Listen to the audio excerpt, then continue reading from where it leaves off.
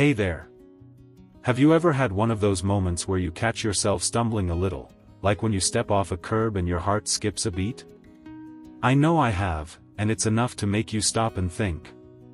As we get older, staying steady on our feet feels more important than ever, doesn't it? Falls can sneak up on us, and they're more than just a clumsy moment, they can change how we live our days. But here's the good news, we're not helpless against them. I'm so glad you're here with me today because we're going to talk about how to spot the signs of a fall before it happens and some simple ways to keep them at bay. You don't need to be a superhero, just a little awareness and a few easy steps can go a long way. Falls aren't just random bad luck, they're something we can actually do something about, especially as we hit our 60s, 70s, and beyond. Maybe you've noticed your balance isn't quite what it used to be, or you've heard about a friend who took a tumble and ended up with more than a bruised ego. It's a big deal because staying on our feet means keeping our independence, our confidence, and our ability to enjoy life the way we want. So, in this video, we're going to walk through 5 practical tips to recognize when a fall might be around the corner and how to stop it before it starts. These are things you can start doing right now, no fancy equipment or big changes needed. Let's begin with something that might sound obvious but can be a real game changer, paying attention to how you feel when you stand up. Have you ever gotten up from your chair and felt a little woozy, like the room's tilting for a second? That's a clue your body's trying to tell you something.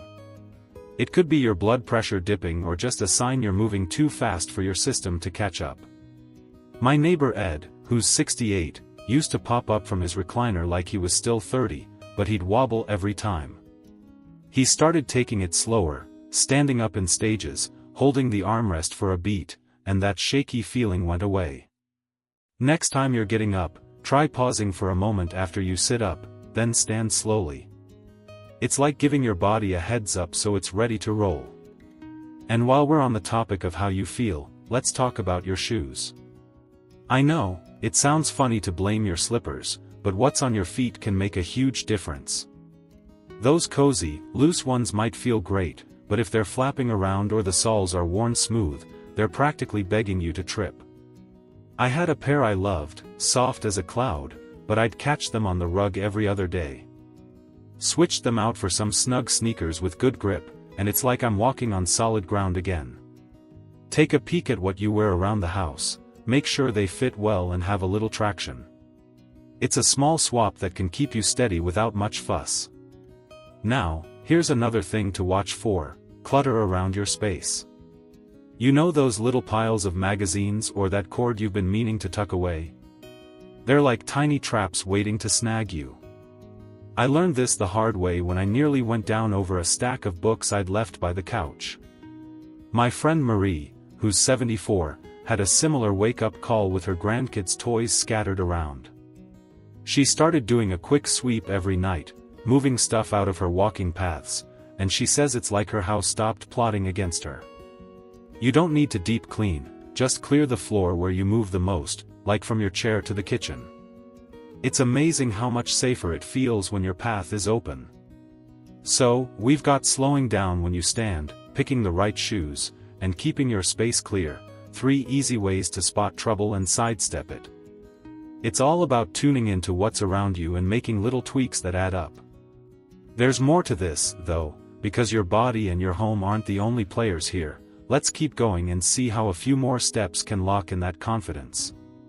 Alright, so we've been talking about how to catch those early warning signs of a fall, like that woozy feeling when you stand up too fast, shoes that don't quite hold you steady, and the sneaky clutter that turns your floor into an obstacle course. It's pretty empowering to realize how much control we have over these things, isn't it? Just a little attention to those details can make your days feel safer and more secure. Now, let's keep this going and look at a couple more ways to stay ahead of falls, because it's not just about what's under your feet, it's about how strong you feel on them too. One thing that can really tip the scales, sometimes literally, is how steady your legs are. I've had days where I feel like my knees are arguing with me, and it's not a great feeling when you're trying to get around. That's where a little movement comes in, and I don't mean anything complicated. Simple stuff like standing up and sitting back down a few times, like you're practicing for a chair audition, can wake up those muscles. My friend Larry, who's 71, started doing this while he watches the evening news. He just stands up during the commercials, sits back down, and does it 5 or 6 times. He says his legs feel less wobbly now, like they're ready to carry him wherever he wants to go. You can start with a couple reps, holding onto something sturdy if you need to, and it's like giving your balance a quiet boost. And speaking of balance, let's talk about something that can throw it off without you even noticing: your eyes. I didn't realize how much I was relying on my glasses until I tripped over a step I swore wasn't there. Turns out, my prescription was a bit out of date, and things were fuzzier than I thought. Getting your eyes checked might not seem like a fall thing, but if you're not seeing clearly, especially in dim light or on stairs, it's like walking with a blindfold half on. My cousin Pat, who's 69, had a close call in her hallway because she couldn't spot the edge of a rug. She got new bifocals, and now she's navigating like a pro. It's worth popping into your eye doctor every year or so, just to make sure your world's in focus. Even little tricks like turning on a light before you walk through a room can help your eyes keep you on track. Now, while we're thinking about what's going on with our bodies, let's touch on something else that can sneak up on us: feeling rushed. You know those moments when you're hurrying to answer the phone or catch the mailman before he drives off? That's when I've noticed my feet get ahead of my brain, and it's a recipe for trouble. I started catching myself, taking a breath and slowing down instead of dashing across the room. My neighbor Sue, who's 77, had a habit of racing to the door when her grandkids knocked. She tripped once, thankfully just onto the carpet, but it spooked her enough to change her tune. Now she calls out, "Hang on, I'm coming," and takes her time. It's a small shift, but it's like telling yourself you're worth the extra second to stay safe. Isn't it amazing how these pieces fit together? Slowing down when you stand, wearing grippy shoes, clearing your path, strengthening your legs, keeping your eyes sharp, and taking your time, it's all about building a little safety net around yourself. And there's still one more layer to this that ties it all up, something that'll give you that extra edge to keep falls in the rearview mirror. Let's dive into that next. It's a good one. So, we've been chatting about how to spot those fall risks, like that dizzy spell when you stand up too quick, shoes that don't grip, clutter in your way, wobbly legs, blurry vision, or rushing around like you're late for something. It's pretty neat how much we can do with just a bit of awareness and some small changes, right? You're already building a solid foundation to keep yourself steady, and I love that you're here with me figuring this out. Now, let's wrap this up with one more tip that pulls it all together, plus a little encouragement to keep you feeling strong and in charge of your days. One thing that can really seal the deal is knowing your own limits, and I don't mean giving up on anything, just being smart about it. Sometimes we push ourselves a little too hard without realizing it, like carrying a big load of laundry down the stairs or reaching for something high up without a step stool. I've caught myself doing that, thinking, "Oh, I've got this," only to feel my balance waver. My friend Helen, who's 73, used to lug heavy grocery bags in one trip, until she nearly tipped over in her driveway. Now she makes 2 trips or asks the delivery guy to set them inside. It's not about admitting defeat, it's about keeping yourself in the game. Maybe it's using a grabber tool for that top shelf or holding the railing even if you don't think you need it. Little adjustments like that can keep you upright and moving forward. And while we're talking about staying safe, it's worth thinking about how all these things weave into your everyday life.